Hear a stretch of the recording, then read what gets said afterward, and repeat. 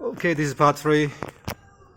Barrels inside here and the cylinder heads in now at the top of the cam cover, camshaft housing holder. Okay, so this is the first stage. Second one will be the same on the other side here, but that's the assembly for part 3 now. Once we do that, we can put the camshaft in here and all the rocker arms and things like that and do the timing. But for now,